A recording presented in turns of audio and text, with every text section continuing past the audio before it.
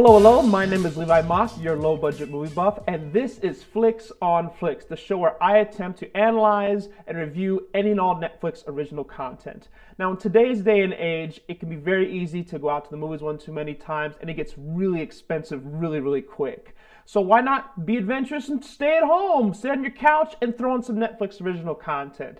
Now, I know there's just so much of it out there, you're bound to find something that you're going to enjoy. Something out there. But I can hear you already saying, but then I'm just going to end up putting it on, and then I'm just going to be scrolling,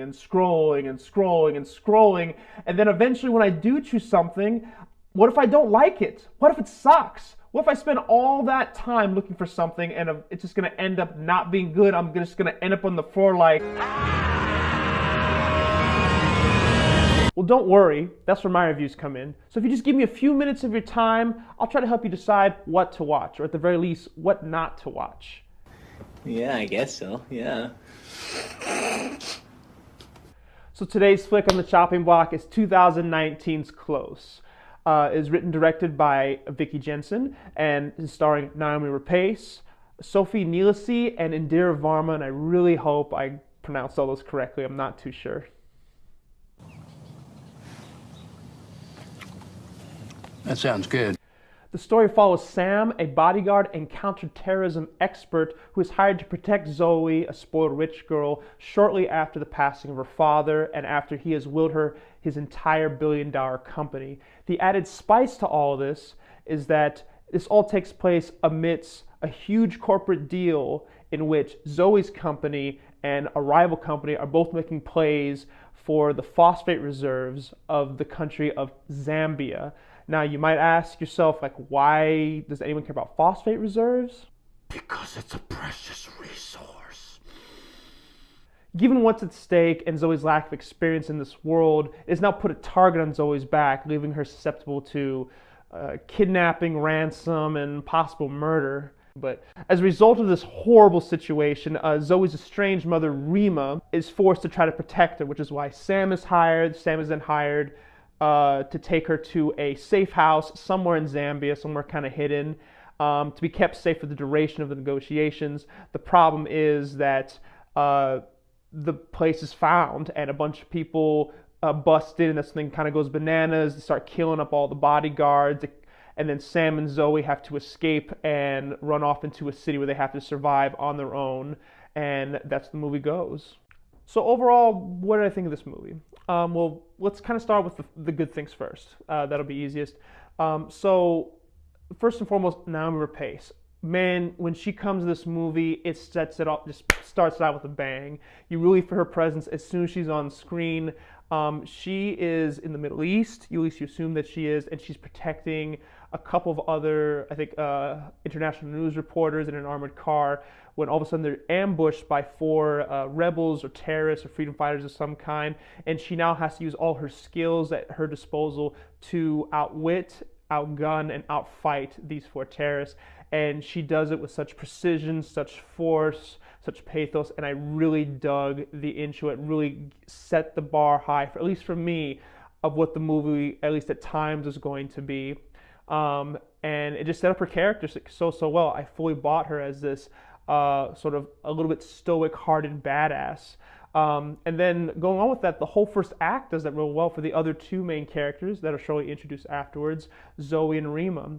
Zoe, who's shown to be this disinterested, spoiled rich girl, and then Rima, who's this mother who's just at her wit's end and doesn't know what to do or how to relate to her daughter, who has just now inherited this huge company from her late husband that she helped build, and she has to deal with that. And the relationships between mother and daughter are very prevalent in the very beginning and go throughout the entire movie. Even with Sam, who has her own family issues and daughter issues that kind of shine as the movie goes on. So the first act does a good job of setting up all the characters and setting up what the arcs potentially may be. And that energy, I think that's established in the first act, does carry over, I'd say, to the beginning of the second act very well. As the danger amps up, as characters start to learn about each other and get to know each other, and as their energies start to cross and start to clash a bit, it's quite nice. And there's a really added extra element, little twist that's added in the beginning of the second act that I thought added an extra level of danger and surprise to the movie, and I was really interested to see what was going. I really was.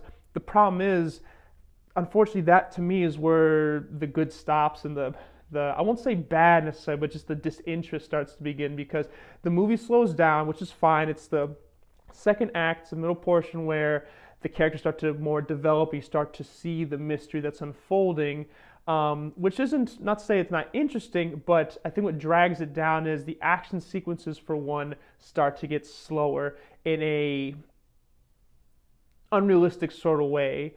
It feels as though the script is slowing down the villains of the movie to give the heroes a chance to succeed, and it just doesn't translate well. There's still some physicality there, but it just, like, that portion of it just doesn't work well.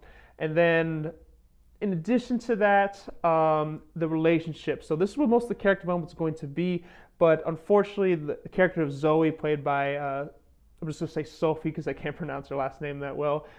She just doesn't emote very well. She's not the best actress. Not to say she can't get better, because she does have moments where she shines. She does scared, panic, and frantic very, very well. She really, really does.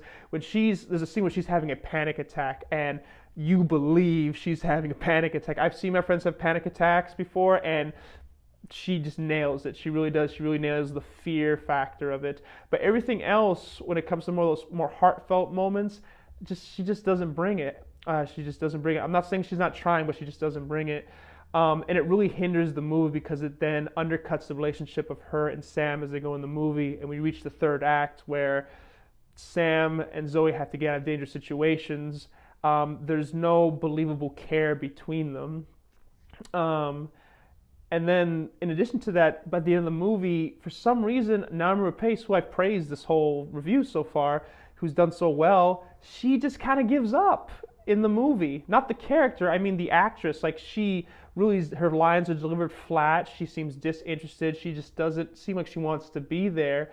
And she literally delivers lines like this, like, Zoe, get up, watch out. And I'm just like, why did that happen all of a sudden? Maybe she just got tired of the movie finally, as I kind of did. Not that I was upset with the movie or mad, but it just started to get to just very much narrow out into something kind of generic, and didn't seem to have much soul at the end of it. I will say all the characters have arcs, even character of Rima, who actually, the actress Idirma Varma, I believe is her name, she actually did pretty well in there. She wasn't in the movie a whole lot, but for her purpose of the movie, she did very, very well. But by the end of it, I have to say that this movie was just, it was very okay.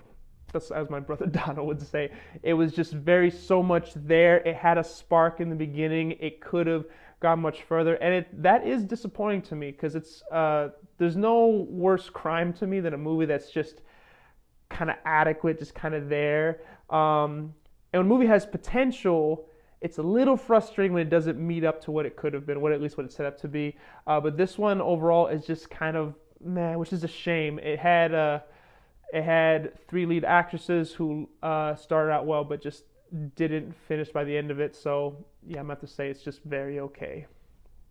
Very okay. Anyways, guys, that's my review for Close on Netflix. I hope you guys liked the video. If you did, please like, share, and subscribe. If you've seen the movie, please tell me in the comments below what you thought about it, whether you liked it or didn't like it, if you agree or disagree with me.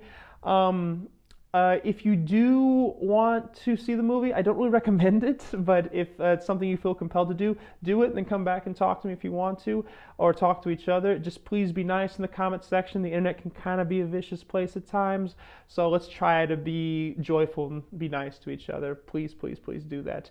At the end of every single one of these videos, I like to do a dedication. This first video, I would like to dedicate to my girlfriend, Anya, who supported me through this, who helped me kind of start this this channel, these videos, and support the things I love to do. And she puts up with all my crap, so I'm very grateful for it. So sweetie, I love you so, so much. So thank you for everything. But to the rest of you out there, my name is Levi Mock, the low budget movie buff. And I'll be signing off now. So please stay happy, stay healthy, stay awesome, stay you. Love you guys. Take care. Bye.